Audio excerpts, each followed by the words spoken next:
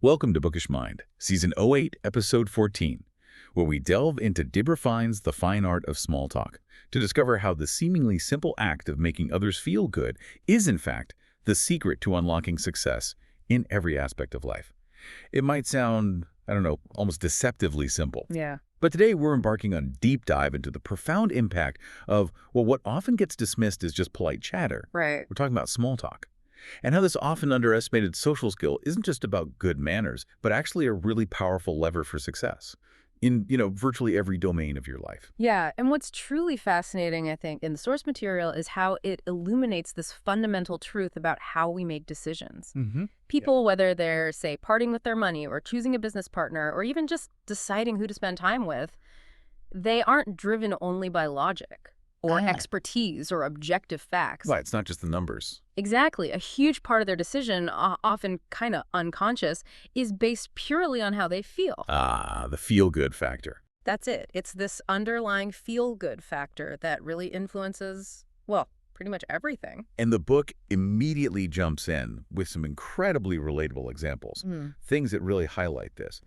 Think about those everyday choices we all make, right? Like the dentist you choose. It isn't always just the one with the best credentials on paper. No, rarely just that. It's often the one who just makes you feel most at ease during the visit, puts you at ease. Totally. Or the ski instructor example she gives. Yeah, that one's good. They could be like Olympic level qualified, right? But if their silence on the chairlift just makes the whole ride awkward. Oh yeah, awkward silence on a chairlift is the worst. You'll probably find someone else next time, even if they weren't quite as technically skilled. Definitely. And even in retail, when items and prices are pretty similar, say at a Walmart versus a Target. Right, comparable stuff. Where do you instinctively go? You kind of gravitate towards the store where maybe returns are simpler, the staff seem friendlier, the place just feels cleaner, more welcoming. Where you feel better. Exactly. These aren't just like random preferences. Right. They're direct outcomes of this feel-good factor in action. And it's not just confined to, consumer choices either. Deborah Fine's work shows this extends to really personal and impactful areas too. Right.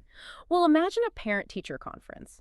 Let's say your child's teacher has to deliver some difficult feedback. Okay. Now, if they do it with genuine empathy, not judgment, but understanding, you're far more likely to trust them, to work with them. Right. You feel like you're on the same team. Exactly. And maybe you're even more inclined to support things like future tax increases for the school down the line, because that emotional connection, that sense of being understood, it kind of overrides a purely logical response. It even influences like high-stakes career paths. Okay, speaking of career paths, this is where the negative consequences of lacking this skill really hit home. Yeah. There's a surprising celebrity example in the source material. The legendary basketball star Kareem Abdul-Jabbar. Right. Incredible player. Immense fame, unparalleled success on the court. Mm. But he actually had to hire a PR professional. You wouldn't think it. Why? Because he was perceived as just so aloof, so unapproachable, No. that he couldn't even get job interviews for coaching positions, whether it was high schools, colleges, or even the pros. That really shows how much perception and just that basic connection matters, doesn't it? It really does. It's a powerful illustration of that old saying, it's not just what you know, But who knows you? and how they feel about you. That's the key part.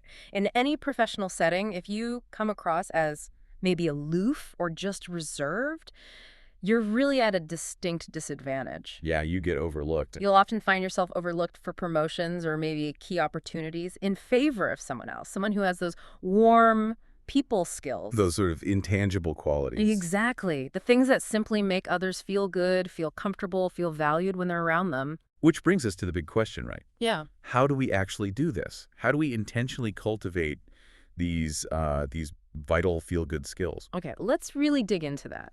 Because Deborah Fine's book doesn't just explain why it's important. No, it gives strategies. It provides really concrete, actionable strategies, ways to build the kind of rapport that leads to success in, well, every business relationship and honestly, every relationship in your life. It's about kind of designing your interactions. Designing interactions, I like that. So the first crucial insight, the first big takeaway is to view small talk differently, not just as like an optional, polite opening. Not just filler. No. See it as a strategic picture frame around every significant conversation. A picture frame. Okay, explain that. Well, the source suggests this isn't about being superficial. It's about using something psychologists call the primacy and recency effect. Ah, right. We remember first and last. Exactly. What you start with and what you end with really shapes the whole perception. It embeds these positive emotional anchors around even the most, transactional discussions. So it sets the tone. It sets the tone, signals respect, personalizes the encounter, Mm. and it makes people much more receptive, less likely to be adversarial. Okay, so practically speaking, what does that actually look like? How do you use that frame? It means consciously making an effort, beginning and ending with a bit of small talk whenever you're doing something important. Like making a big presentation. Yeah, or trying to sell a product, negotiating a contract, delivering a service, even, like we mentioned, talking with your child's teacher at a conference. You sandwich the serious stuff. You sandwich it. You set and conclude the emotional tone, not just the factual agenda. Okay. And there's this really compelling example from the source. It really underscores how effective this is. Okay. They did a study with physicians. Right, you mentioned this. And it revealed that the doctors who just dedicated a few minutes, literally just a few minutes, asking patients about, their family, their work, maybe their summer plans. Just connecting a bit. Just connecting. Before and/or after the actual examination, those doctors were significantly less likely to face malpractice lawsuits. Wow, really? That's huge. Isn't it? It reinforces this powerful truth. People generally don't sue people they like or people they feel care about them. And we tend to care about people who show they care about us. Exactly. Even if it's just through a few moments of genuine conversation, Yeah. It's about building that little bit of human bond. Okay, so framing the conversation is key. What's next? The book moves beyond just the frame, right? Yes, it goes deeper into the critical skill of expressing empathy. Empathy. Okay. And this is crucial, especially when someone is clearly, undeniably in the wrong. Wait, that sounds counterintuitive. Why would you empathize with someone who made a mistake? Yeah, it feels wrong, doesn't it? But it's actually a really powerful lesson in emotional intelligence. The stockbroker example in the book illustrates this perfectly. Imagine a client who stubbornly insisted on picking their own, maybe risky, stocks. Against advice. Right. And then their portfolio tanks doesn't rise with the market. Ouch. Now, the natural, almost gut reaction might be to say, well, I told you so. Right. Yeah. Very tempting, very human. Very human, but not very effective. The source argues a much better response is something like, I realize it's incredibly frustrating to experience this. What can we do from here? So you're not agreeing with their bad decision. Not at all. You're validating their feeling, their frustration. Okay, I see. You acknowledge their emotional state. That immediately diffuses the negative emotions. It helps the client feel understood and valued in the relationship instead of feeling, ashamed or defensive. And probably less likely to blame you or take their business elsewhere. Exactly. It keeps the door open for finding solutions together. It's less about agreement, more about just acknowledging their emotional reality. That makes a lot of sense. Okay, so framing, empathy. What about first impressions? Crucial. The source really emphasizes something we hear often, but maybe don't apply, intentionally enough. Which is? Greeting people warmly, making direct eye contact, offering a sincere smile. The basics, but important basics. Very important. And what's particularly insightful is the note that you should try to be the first one to say hello. Oh, interesting. Why? Because if you wait, if you hang back, you might inadvertently be seen as aloof or even like a snob. Okay. And that just creates a barrier right away. Instantly. It's all about creating that initial sense of sort of psychological safety and welcome. Makes sense. Think about your favorite restaurants again. People go back not just for the food, right? No, it's the vibe, the service. Often it's because the host greets them with that genuine smile, looks them right in the eye, offers a warm welcome. Yeah, makes you feel good. The source even mentions how the author and her husband always bring friends to this one particular restaurant. Why? Because the entire staff, from the host to the owner, consistently makes them feel extra special. It's that deliberate feel-good factor again. It is. It fosters loyalty, referrals. It sets the whole tone for the experience. Okay, but how do you make that connection really personal, really stick? Right. Well, the source points to this remarkably simple yet really powerful technique, one that often surprises people with its impact. And that is? Using the person's name in conversation. Using their name. Seems small. It feels small, but the effect can be huge. It taps into this core human need we all have for recognition for significance. Like Dale Carnegie said, right? Sweet is sound. Exactly. A person's name is often the sweetest and most important sound. Using it immediately creates this sense of individual importance, a direct connection. It triggers a positive emotional response. Yeah, you're more likely to get, what, better service? Yep. Special treatment? Yeah, often you are. Think about calling customer service like for a credit card bill question. Right. Instead of just launching into your problem, try saying, "Hi, Joe, thanks so much for taking the time to help me with this question." Personalizes it. Instantly. It makes Joe feel seen, feel valued, makes him feel his role is important, not just like he's some anonymous voice. Okay, but what if you don't know their name? Or are you worried about mispronouncing it? Good question. Deborah Fine advises. Just ask for it. Politely, of course. Okay. Then repeat it right away. Helps you remember. And make a real effort to pronounce it correctly. That shows respect. And definitely don't assume a nickname. Oh, absolutely crucial. Never assume a nickname. The author, Deborah, shares herself that she doesn't feel good when people just casually call her Debbie. Even though it seems friendly? It might seem friendly, but it presumes a level of familiarity that might not be there. It's a seemingly little thing, but it has this big importance for how she feels about the interaction. That attention to detail. It really shows a deeper understanding, doesn't it? It really does. Okay, what else? The source also talks about showing interest. Yes, show a genuine interest in others. This is critical, especially now, in our hyper-connected world. We have email, Slack, everything. Exactly, all this high-tech stuff. But paradoxically, we actually crave high touch more than ever. That human connection. So it's about more than just efficiency. Absolutely. It means genuinely showing curiosity, interest in the lives of your customers, your clients, your patients, your colleagues, every chance you get. Making those human connections. Yeah, cutting through the digital noise, fostering a sense of real relationship. It's the difference between just a transaction and a meaningful interaction. Right, when you ask about their weekend or their family or whatever. You're not just filling silence, you're building rapport, building a foundation that makes future interactions smoother, more positive. It signals you see them as a whole person, not just a business contact. And building on that, Deborah Fine says, don't just, scratch the surface. Exactly. Don't just ask the question and move on. When you engage in a conversation, don't leave it too quickly. Instead, dig deeper. Okay, so shift from superficial pleasantries to really exploring what they're sharing. Yeah, think about that vacation example again. Client mentions they just got back from a trip. Don't just say, oh, nice. Right. Pick up on that cue. Actively dig deeper. Ask, oh, really? Where did you go? What was the highlight? What kinds of things did you do? Would you recommend it? Would you go back? Showing real interest. It shows genuine interest. It makes them feel good about their life, their experiences, and honestly, it makes them feel good about taking the time to share it with you. And it works for other topics too, presumably. Oh, definitely. Instead of just the generic housework, maybe follow up with something more specific, like what's been going on at work since we last spoke, or what project are you most excited about right now? Shows you remember, shows you care. It demonstrates you genuinely want to hear more about their world.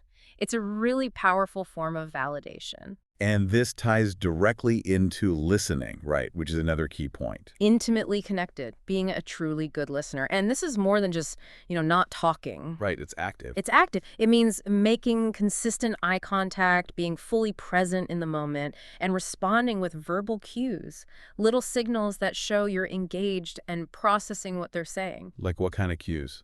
Well, the source outlines them clearly. Simple phrases, but really effective. Things like, tell me more about that, or, what happened first? Okay, and what happened next?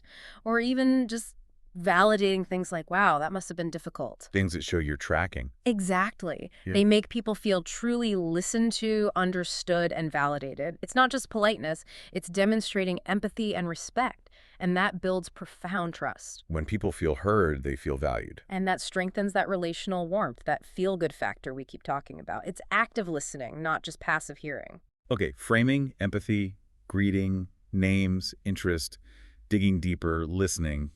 There's one more big one, right? And it's a bit surprising. Yeah, this one might challenge some of our default instincts. The source advises, stop being an advisor unless specifically asked. Stop giving advice. Yeah. But isn't that helpful? We often want to jump in and fix things for people. We do, and it often comes from a good place. But think about it. How often do people leap in with unsolicited advice the second you mention even a small problem? Oh, constantly. You mentioned a tough situation at work. And boom, they're telling you exactly what you should do. Or you say you're job hunting, and suddenly everyone's a resume expert or an interview coach. Without you asking. Deborah Fine makes a really strong point that jumping in like that is, frankly, annoyingly common and often really unwelcome. So what's the alternative? Just say nothing. No, not nothing. Instead, offer understanding, offer support. Use simple validating phrases. Things like, wow, that sounds tough. I know you're incredibly capable, though, and you'll work out a solution. Or just, I really hope the job hunt goes well for you. Acknowledging without prescribing. Exactly. The key thing is recognizing that often people just want to be heard. They want to vent, to process. They don't necessarily want you to fix it for them. So only offer advice if they actually ask for it. Only when specifically asked. And even then, maybe frame it as a suggestion, not a directive. Have you considered? Or one thing that worked for me was it respects their autonomy, their ability to solve their own problems. That's a really important distinction. Okay, so to kind of tie all these insights together, there's that great story from the author, right, that really illustrates the whole feel-good factor. Oh, yeah, the print shop story. It's perfect. She recounts searching for a print shop near her home, Right. and she walks into one that's right next to the busiest post office in her state. Prime location, you'd think.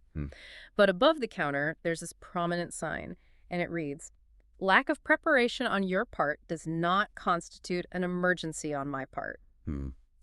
Welcome. Right. You can just imagine the psychological impact. How many people rushing in maybe for a quick photocopy before mailing something important, how welcome or supported would they feel? Not very. Doesn't exactly scream helpfulness or warmth. Not at all. But then she visits a different printing shop located directly across the street. Okay, comparison time. And the contrast is immediate. This shop has two vibrant, colorful signs posted. Totally different vibe. What did they say? One had this cheerful little cactus on it, and it said, "Stuck will help you out of a prickly situation." Not cute. And the other one showed a pot of jam, and it read, "In a jam will help you out of a sticky situation." Clever and much friendlier. So much friendlier. The choice of which printer she felt better about, forming a business relationship with, it was immediately overwhelmingly obvious. Yeah, no contest. And it wasn't about the quality of the copies or the price per page necessarily. It was purely about that feel-good factor. Yeah. It's such a vivid illustration of how deeply our emotional responses influence our choices, build loyalty. That second shop got the human element. Yeah. They turned potential stress into, like, an opportunity for connection. Exactly. All through clever, empathetic language Yeah. and just a welcoming attitude. It really drives home the whole point of Deborah Fine's work. So bringing this all back, what does this mean for you listening right now? Well, Whether you're, striving to land that new job or looking to enhance your professional practice, maybe gain more clients, increase billable hours, bring new people into your business, or even just wanting to be remembered positively for referrals, the undeniable key, it seems, is to consistently pay meticulous attention to this feel-good factor. It's not Yeah. just a nice to have. I know it feels foundational. If we connect this to the bigger picture, it really suggests that while, yes, expertise, technical skill, hardware, all that is vital, undeniably. Of course. But it's often that nuanced human element, that subtle but really powerful ability to genuinely connect, to make other people feel valued, understood, comfortable in your presence. No. That's what truly differentiates you. That relational warmth. That's it. It builds trust, fosters loyalty, and ultimately it seems to unlock success in pretty much every aspect of life, personal and professional.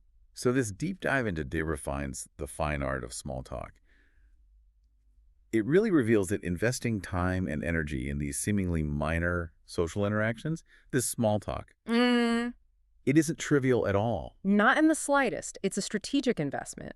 Often overlooked, maybe, but strategic. An investment in your relationships and, by extension, your long-term success. A really powerful idea. So maybe something for you to mull over as you go about your week. Consider this. How might intentionally applying just one of these feel-good factor strategies we've talked about today? Just one. Yeah, just pick one. Maybe using someone's name with deliberate care, or digging just a little bit deeper in a casual chat, or maybe consciously holding back on that unsolicited advice.